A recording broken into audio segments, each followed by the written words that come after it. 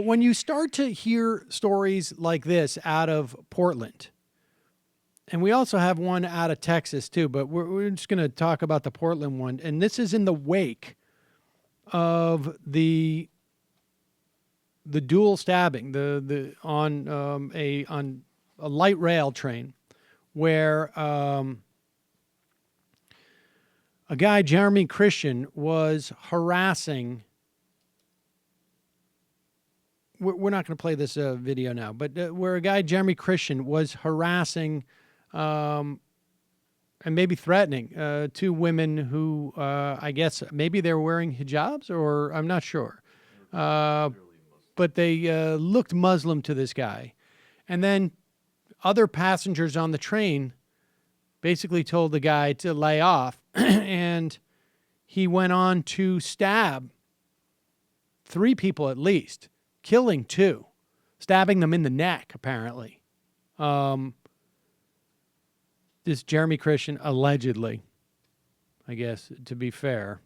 And Michael has an interview tomorrow with someone who's actually interviewed this guy. He is a white supremacist. And what happened was there apparently was going to be some type of white supremacy parade. And it was, or a parade where white supremacists were going to march. And there was a sense in the city that Antifa were going to in some way confront these people.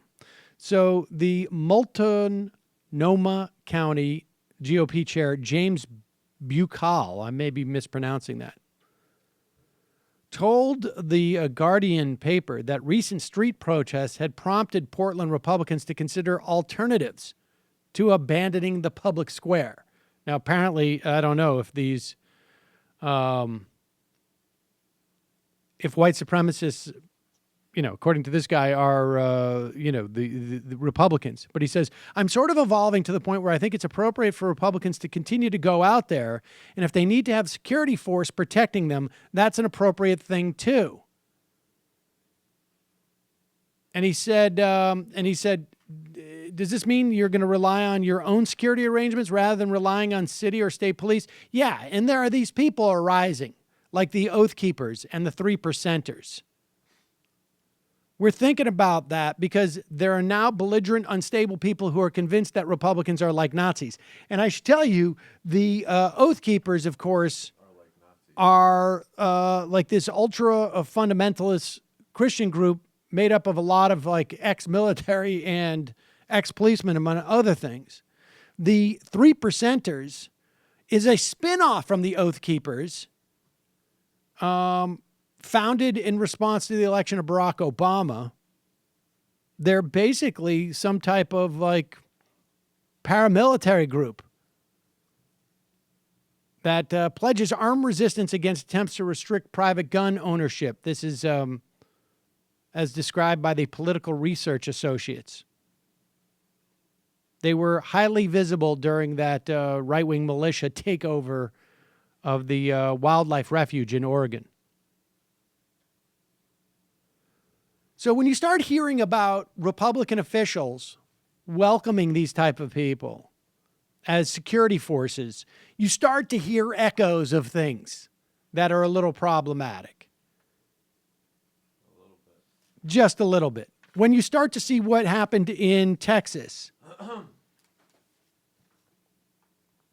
a Texas state representative referring to protesters who were protesting basically a ban on sanctuary cities, making local authorities contact federal immigration authorities if they come across any people, regardless of how they come across. It could be, oh, we got a phone call and took a witness statement from someone who is in the country without documentation or has overstayed their visa, whatever it was, and report those people to ICE. Recall, ICE has now increased its arrests in the past, since the new administration, by almost 50%. And most of those people are not people who are here because they have committed some other, what we would consider, crime. ICE now officially perceives being here without the proper documentation as being a crime that justifies pursuit, as opposed to being someone who's engaged in violent crime. And so apparently, on the House floor, Representative Matt Rinaldi, a Republican, after these protesters were chanting, said that he had reported to the people up into the who were protesting to immigrations to ICE, and said, we're going to have them deported, and then used an obscenity.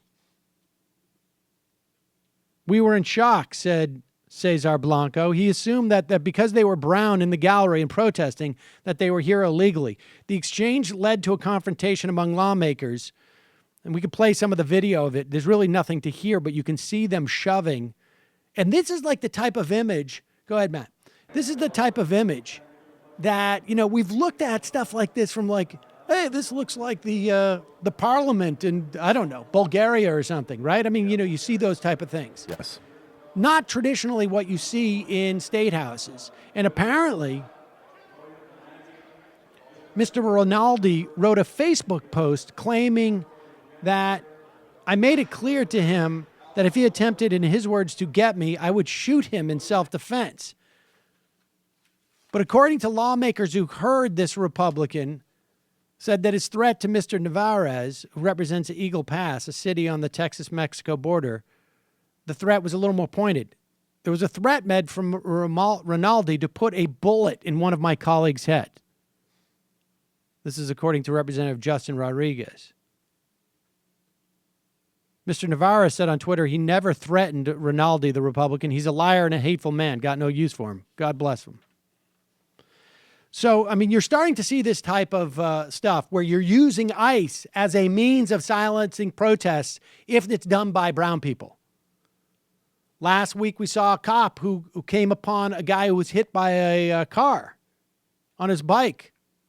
First thing he asked him, are you illegal? Oh my God. Because his skin color was brown. Because maybe he spoke Spanish, like millions of Americans do. So this type of stuff is scary. Hey, Sam Cedar here. Folks, you probably heard about the whole YouTube advertiser apocalypse. Well, we're suffering from it too. We need your help. If you want to keep this show alive, you want us to be able to still put out clips on a regular basis, head over to our Patreon page. Here's the link right here or down below there. And just give us a couple bucks a month and support this program. Really appreciate it.